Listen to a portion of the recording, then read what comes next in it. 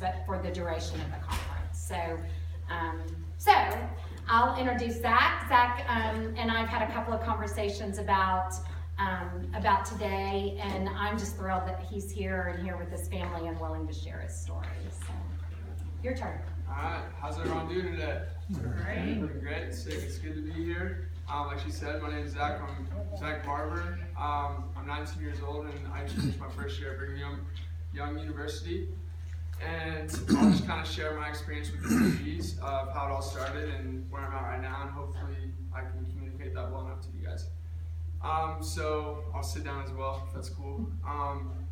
For me, my story began, I was able to eat food pretty much my whole life, no worries.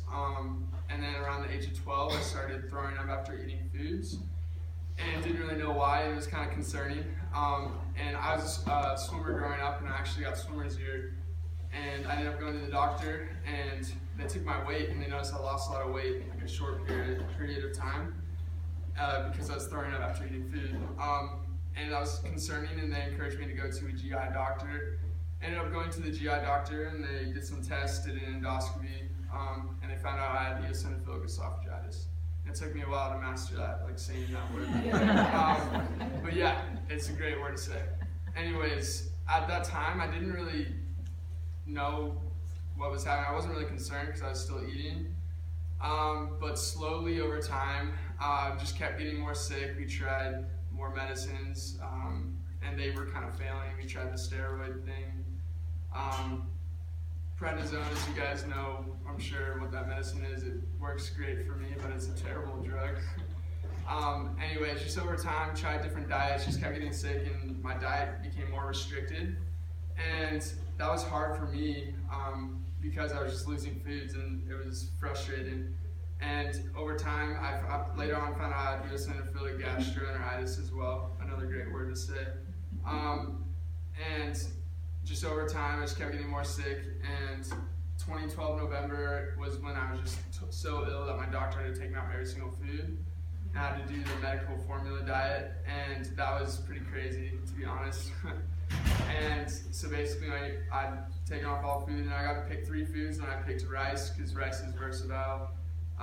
Corn, I mean, people like corn, it's a good food. And coconut, for like coconut milk, so I can mix that with the Ellicare for the shakes. And I drank that for 3 months, breakfast, lunch, and dinner, so like a protein shake. That's what I kind of called it. I called it a shake. I don't like to call it formula, that sounds weird. So I did that for 3 months, and it was good. Like, I mean, it sucked, but like I was healthy again. That was nice to actually feel good again. Well, after I was healthy again, stable, and my doctor's like, all right, well, he encouraged me to start introducing foods back in, and I was pretty excited about it, and I was very hopeful. So I started introducing a food.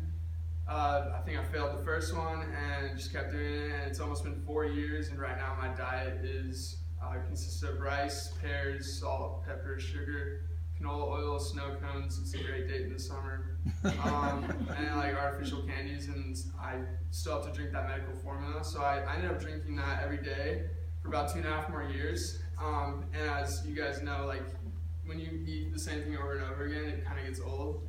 So after 2.5 years of doing that, I was healthy, I guess, yeah. And I just got so sick of drinking it that I ended up getting a feeding tube in March of 2015, and that was a pretty big change. I was always against that because that sounds weird to have like a feeding tube, but it's actually been pretty helpful. It glows in the dark, so that's cool.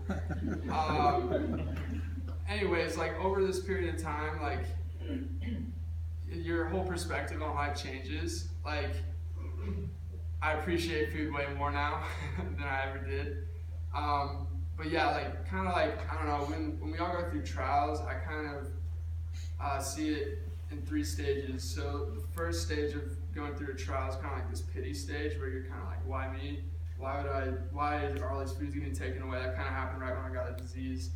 And I was pretty upset, like why would this happen to me? And I didn't want, because I couldn't eat food, I didn't want to be around people that ate. So my dad's here, but like one Thanksgiving I made him drink formula because I was pissed. And, like, it was really funny, but like it didn't help my situation at all. But it did for just a minute, right? It had to for just a minute. But yeah, I was just kind of like a lame person for a while. And then the next stage, I think it's the acceptance stage where you accept the trial for what it is. I mean, we're all going to go through trials, so you might as well accept it and kind of move forward than rather just stand and stare at a wall.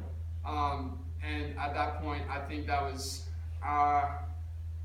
when I started being more open to people about my disease. For a good while, like I didn't want to tell anyone about it. Only my best friends knew. Like at lunch, like when I first got taken off all food and I could barely eat anything, like for a lunch sack, I had like a brown bag. I didn't like hold it up at the lunch table. I like hold it down and I could have like a rice cake, like Smarties, and that's it. It was like 20 calories, and like I wouldn't say anything. I was just starving myself every day, and that was the pity stage. That was the end of that, I think.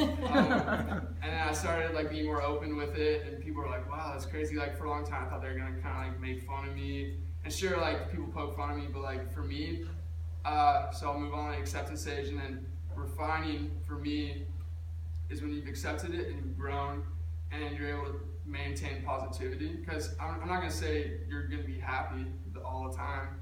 Of course, there's gonna be sucky parts, at least for me. But yeah, like for me, coping for me was like kind of using humor, kind of being funny about it. That always helps the situation, because you're just like, oh, I can't eat food, then it's just like an awkward silence, and like that's not good. You just need to like kind of be funny. At least for me, that helps. And I actually like to rap a little bit, so I made a song called Rice Cakes and Pears. So that's pretty sick. Okay, we don't get to hear it? It's on SoundCloud. We'll share the link. Come up to me after this. So yeah, like I've been able to persevere a lot. It sucks, like to be straight up, it sucks, but like it's not the worst. Someone's always gonna have it worse than you. You have to kind of remember that. And definitely, like, it helps you count your blessings. Like, I'm alive, that's pretty great. It could be way worse.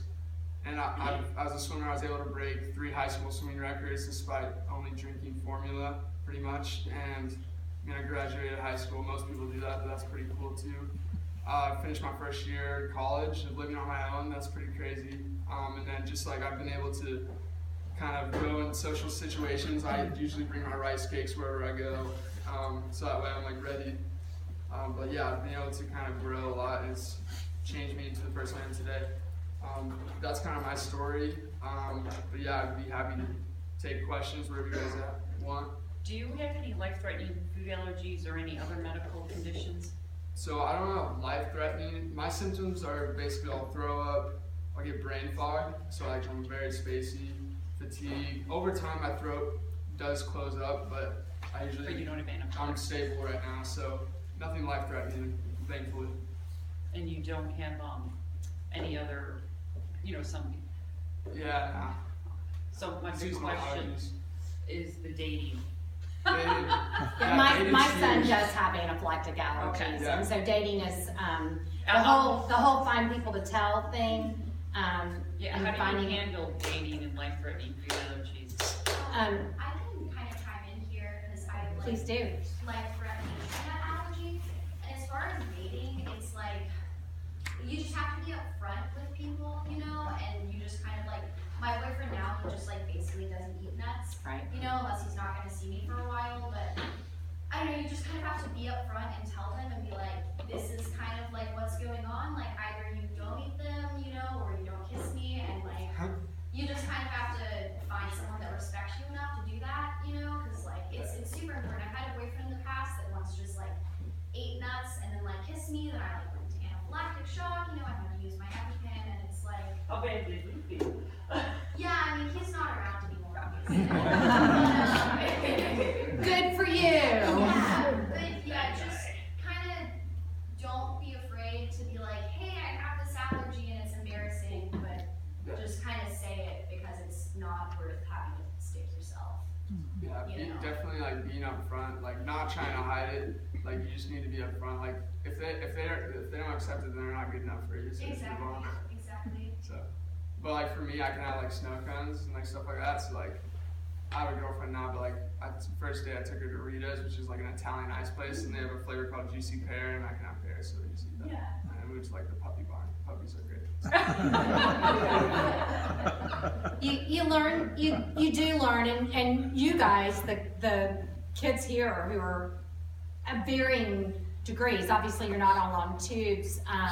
My son was not tube fed, but his diet's very limited, and just having to do the research, going from, and I know this is a college kind of teen session, going from a high school student whose parents cook for you and help make doctor's appointments for you and make sure you take your meds, to a college kid, is a tremendous leap for you guys. It's and I don't think till you get there do you realize, and you guys may, some of you may already be in college, but as a parent, watching that happen, you know, and stepping back and allowing that to happen is completely terrifying. It's the most terrifying thing I've ever done, and we've done a lot of scary. So,